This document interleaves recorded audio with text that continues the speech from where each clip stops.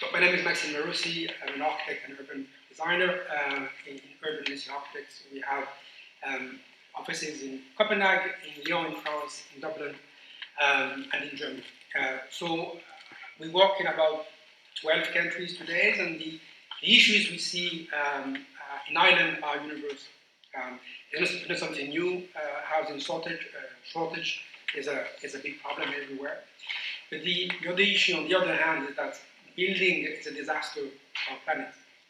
Building home is a disaster for climate change.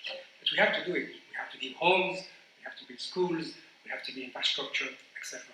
But how do we do it in the best way we can? So the population are growing universally. In Ireland, it grows about 500,000 people every 25 years in Ireland. So, and we can't do nothing about it. So we have to accommodate those people, educate them, give them facilities, etc. So the only way to do that in a sustainable way is actually by looking at density. There's a huge obsession in Ireland around height, which I think is the wrong discourse. Because, first of all, height doesn't really mean anything, and it's very subjective. A high building in North America or in Asia is around, or mid-rise building is about 25 stories. In Ireland, it's 4 to 5 stories. Is the quality of living better in Asia or Canada versus here?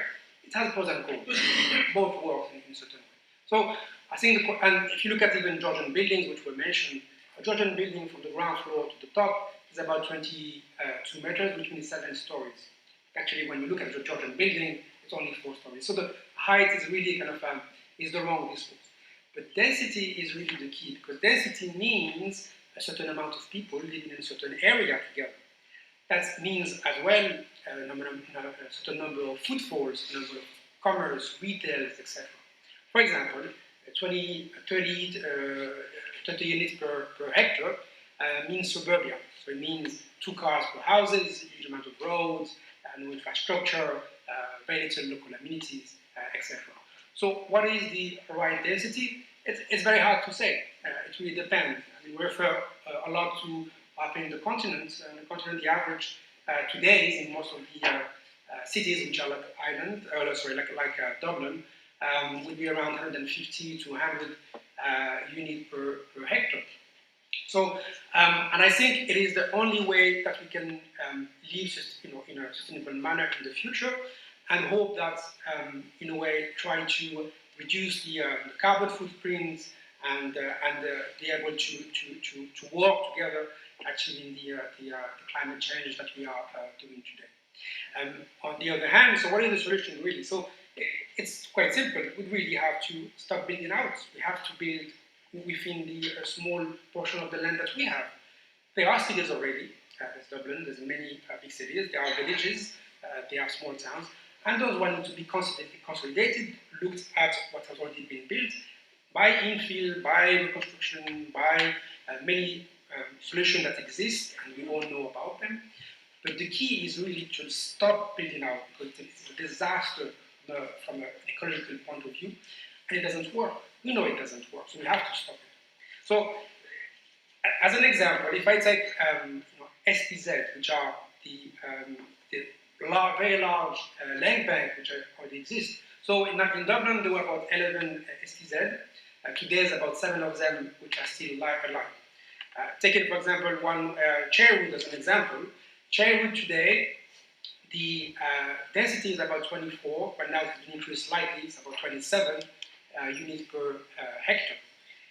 Which means that if you were to apply the continental model, which is 150, let's say, units per hectare, that means you can build, instead of building 10,000 homes, you can build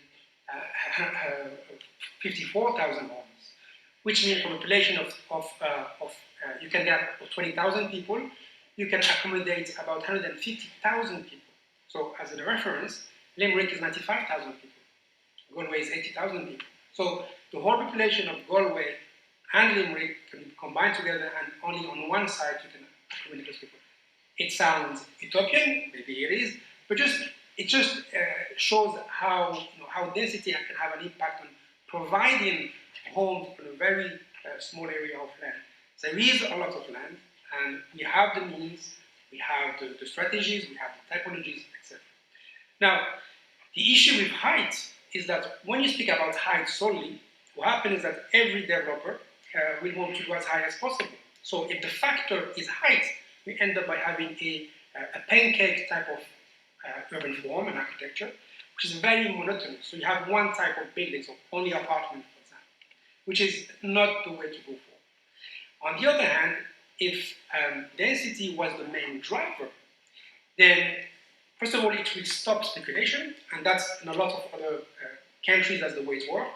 So land is given a very specific density, so a limit of how much you can build. So there is no speculation of how many more apartments you can get, you know exactly the number you can get. So it avoids speculation and this kind of fluctuation of price of land. And also, so if density is the measure, with that an obligation to provide different type of height typologies, from row houses to mews to towers potentially to apartments within the same site, then you get a really diverse and very eclectical type of typologies of buildings, and as well in type of population, because different people will want to live in different type of places. And that's really the something which I think in Ireland should probably be one of the solutions, is actually to put back the height backward and move the density forward. Ireland is only 5 million people. It should be a very easy thing to resolve. If you look at London, it's about 9 million people. So you could host the entire country in half of London. Thank you.